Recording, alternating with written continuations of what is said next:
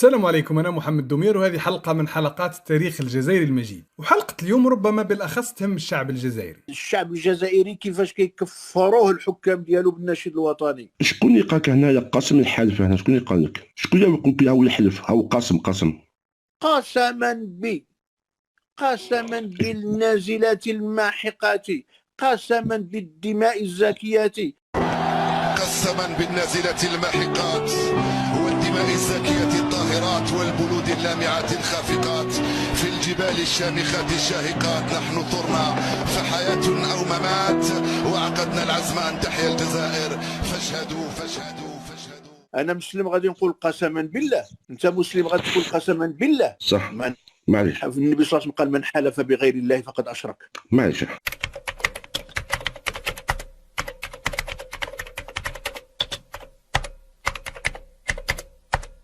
كما شفنا هذا يقول أن الشعب الجزائري كفروه الحكام تاعو بالنشيد الوطني، يعني كي نقولوا قسما بالنازلات الماحقات فقد كفرنا والعياذ بالله. والنشيد الوطني تاعنا يبدا قسما هذه تتعدى لثلاث حوايج اللي هما النازلات والدماء والبنود، لأنه الماحقات مجرد صفة للنازلات، والزاكيات الطاهرات مجرد صفة للدماء، واللامعات الخافقات في الجبال الشامخات الشاهقات هذه كلها تعود على البنود.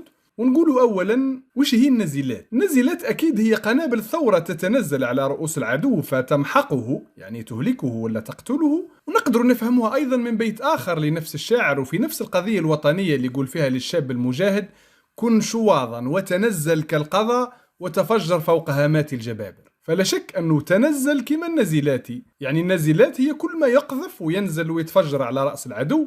ودرك نرجع قسما بالنازلات نحطوها على جنب ونجبدوا حديث النبي صلى الله عليه وسلم اللي يقول فيه: من حلف بغير الله فقد كفر أو أشرك. درك من الناحية الشرعية رانا أمام ثلاث احتمالات: إما أنه ظاهره قسم ولكن في الحقيقة ماهوش قسم وبالتالي بيت شعري عادي مشروع، أو أنه فيه قسم بالله وهذا أيضا عادي ومشروع، أو أنه قسم بغير الله وهذا أكيد راح ينطبق عليه حديث النبي صلى الله عليه وسلم: من حلف بغير الله فقد كفر أو أشرك. ودرك شكون اللي راح يفتينا ويقول لنا في أي خانة نحطوا نشيد قسما بالنازلات؟ راح نفتحوا صفحات مهمة جدا ونقروها مع بعض لعلها تكون مدخل مليح للموضوع ونفهموا منها ياسر حوايج. نبدو بتعريف القسم في اللغة العربية اللي هو من أساليب التوكيد ولعله أقواها كما يقول سيبويه، يعني ندخلوا القسم في كلامنا إذا أردنا زيادة التوكيد. بصح قبل ما نروحوا بعيد في الموضوع ما طرحتوش السؤال: هل مفدي زكريا هو اللي ابتدع هذا الأسلوب من القسم ولا هو رائج في الشعر الجزائري والعربي الإسلامي عموما؟ هذا بيت شعر جزائري قديم ياسر يقول فيه ابن علي الجزائري هو مفتي الديار الجزائرية، يعني يعرف حدود الله أكثر من غيره، وأصلا أغلب قصائده دينية ماهيش دنيوية. هذا قال: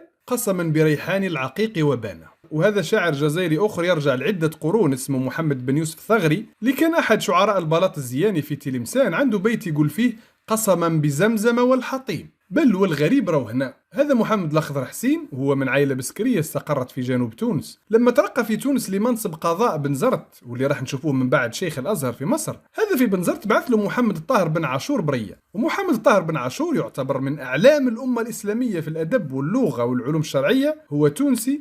يكفي أنه نعرف أنه تفسير القرآن الكريم جاء في 30 مجلد معروف بالتحرير والتنوير. هذا بن عاشور كتب المحمد الأخضر: قسما بإحساس المودة بيننا. أيوة صافي كاين فيها إن قسما بإحساس المودة بيننا، قسما بالنازلات. خلينا نزيد نشوفوا. هذا بن زمرك في الأندلس كتب لأبي العباس الماريني لما استولى على فاس قال له: قسما بوجهك في الضياء. ومن أشعار السبكي وهو قاضي الشام ومدرس المذهب الشافعي، وفي سيرته راح نقرأ أنه كان عابد ناسك مجاور لبيت الله. هذا يقول: قسما بوجهك والملاحة قد سمت. ويقول ابن فارض اللي عاش قبل 9 قرون في مصر والحجاز يقول: قسما بزمزم والمقام. وهذا قاضي القضاة بن خليكان اللي قال عليه ابن كثير أحد الأئمة الفضلاء بدمشق والسادة العلماء والصدور الرؤساء. وقال عليه الإمام الذهبي: كان إماما فاضلا متقنا عارفا بالمذهب، حسن الفتاوى جيد القريحة، بصيرا بالعربية، علامة في الأدب والشعر، وأيام الناس كثير الاطلاع. هذا يقول: قسما بوجهك وهو بدر طالع. دونك فهمنا بعض الأشياء وشفناها بعينينا واللي هي النقاط التالية.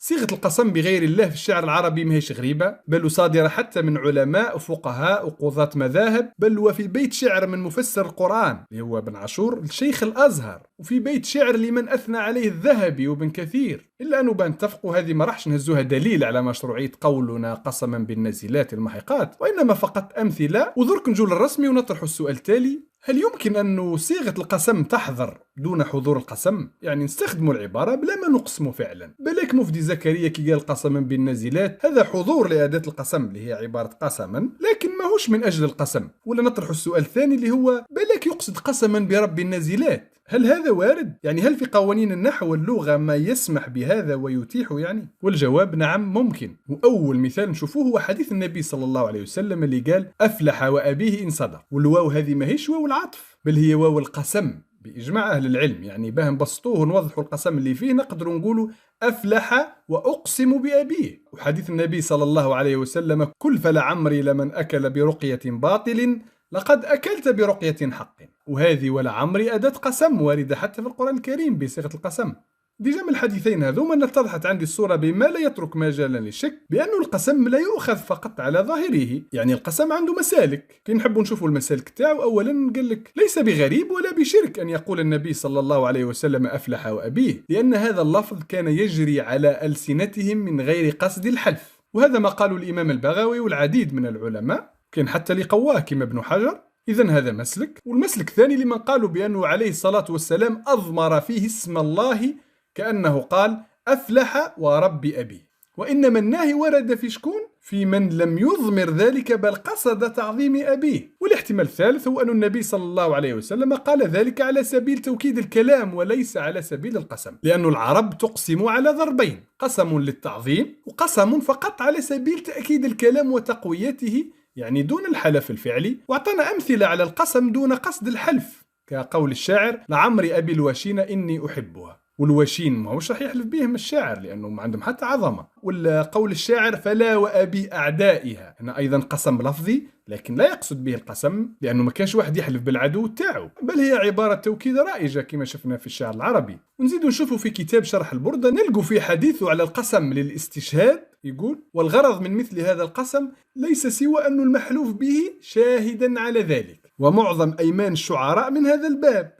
ونزيد نشوفوا هذا كتاب الزمخشري وعليه شرح أبي يعيش، علما أن الزمخشري من أئمة العلم بالدين والتفسير واللغة والأدب. والشارح أيضا اللي هو ابن يعيش يسمى ابن يعيش النحوي. في هذا الكتاب خصص الزمخشري فصل للقسم في اللغة العربية، ويقول فيه: ولكثرة القسم في كلامهم، يعني في كلام الناس، أكثر التصرف فيه وتوخوا ضروبا من التخفيف. ويزيد يشرح لنا ابن يعيش هذا الهدر، يقول: اعلم أن اللفظ إذا كثر في ألسنتهم واستعمالهم آثروا تخفيفه، ولما كان القسم مما يكثر استعماله ويتكرر دوره بالغوا في تخفيفه من غير جهة واحدة. فمن ذلك أنهم قد حذفوا فعل القسم، وربما حذفوا المقسم به واجتزأوا بدلالة الفعل عليه. شفت إجازة حذف المقسم به؟ هاي دلالة نحوية ولغوية كبيرة على إمكانية حذف المقسم به واجتزاء، خاصة إذا عرفنا أنه ابن قيم أيضا في كتابه التبيان في أيمان القرآن قال: والقسم لما كان يكثر في الكلام اختصر فصار فعل القسم يحذف. واصلا كنا نرجعوا لبيت الشعر الجزائري القديم تاع ابن علي اللي قلنا كان مفتي، واللي قال: قسما بريحان العقيق وبانه. وش نقروا في تعليق المؤلف هنا: حذف المقسوم به وترك لفظ القسم للضرورة الشعرية، فهو أراد أن يقول قسما برب ريحان العقيق. يعني اللي سمعناها احنا قسما بريحان العقيق، الشاعر يقصد بها قسما برب ريحان العقيق. وبالتالي لغة ولا شرعا كاين مساحة كبيرة لسلامة هذه القصيدة من الكفر والشرك، واللي يمكن تلخيصها كالتالي كما شفنا مع بعض. قوله قسما بالنازلات يقدر يقصد بها قسما برب النازلات، ولا عبارة قسما بالنازلات فيها استحضار صيغة القسم ليس للحلف بل فقط للتوكيد، وهذا شفنا أمثلة عليه أخرى في الشعر وحتى في الحديث النبوي الشريف. ولكن كاين حاجة أخرى لازم ما ننسوهاش، ما نقدروش نحطوا قصيدة مفدي زكريا للنقد بلا ما نعرفوا شكون هو أصلا مفدي زكريا، ولا نقروا بقية أشعاره ودواوينه. رضينا بالإسلام تاجك فالجهال تدنيسا، فكل بالإسلام كفى الجهال تدنيسا، فكل من يبغي فيه رجمناه كإبليسا. شوفوا معايا هنا تشبع مفدي زكريا بالدين، شوفوا كيفاه الشعر تاعو يقطر بالاقتباس من القرآن، وهو اللي قال ويلتف ساق بساق فنصبوا، هذا يذكرنا بالآية والتفت الساق بالساق، وهو اللي قال ومن خائرين كأعجاز نخل، المولى عز وجل يقول كأنهم أعجاز نخل خاوية. ومفدي زكريا يقول وجاسوا خلال الديار، وهذه من قوله عز وجل فجاسوا خلال الديار. واصلا نقدر نختصر هذا كامل لما نعرف انه مفدي زكريا كتب القصيده على مرتين. في المره الاولى كانت قسما بالنازلات الماحقات، واللازمه اللي تتكرر كانت نحن اقسمنا بالله ان نموت او ننتصر. ولما بعثها لتونس باه تتلحن رجعها له الملحن وقال له البيت الاخير ثقيل شوي في اللحن بدله لي، وبدل له مفدي زكريا بالبيت وعقدنا العزم ان تحيا الجزائر، واصبحت هذه العباره اللازمه اللي تتكرر. وهذا حسب ما نشر صاحب الماجستير في التاريخ الحديث والمعاصر علاء الدين يحيوي على جريدة الخبر منذ عدة سنوات. وبالتالي مفدي زكريا خريج المدارس الدينية في غرداية والزيتونة وحافظ القرآن، وماهوش هو اللي تغيب عليه حرمة القسم بغير الله. وهذه الصفة تاع القسم وردت قبله في أبيات أخرى لعلماء كبار في الدين واللغة دون حرج. وهذا القسم يقدر يكون عبارة توكيدية، ماهيش قسم صريح، كما يقدر يكون قسم صريح لكن برب النازلات. واللي يعرفوا الشعر رم يعرفوا ما يفرضه نظمه من استبدال وحذف، حتى قالوا يجوز للشاعر ما لا يجوز لغيره. والحمد لله شفنا النسخة الأصلية اللي كان فيها بيت يقول نحن أقسمنا بالله، ما يوضح أن القسم في مطلع القصيدة إنما هو قسما برب النازلات. وإحنا أصلا كي نقروا النشيد ولا مرة قريناه بتعظيم النازلات كعظمة الله، ولا مرة استشعرنا فيه القسم بغير الله، لكن ربما تسألنا على مدى تعارض ظاهره مع القسم المعروف بالله عز وجل. وإن شاء الله يكون في هذا البحث إضافة لمعلوماتكم التاريخية. قسما بالنازلة الماحقات والدماء الزاكية الطاهرات والبلود اللامعات الخافقات في الجبال الشامخات الشاهقات، نحن ثرنا فحياة أو ممات وعقدنا العزم أن تحيا الجزائر، فاشهدوا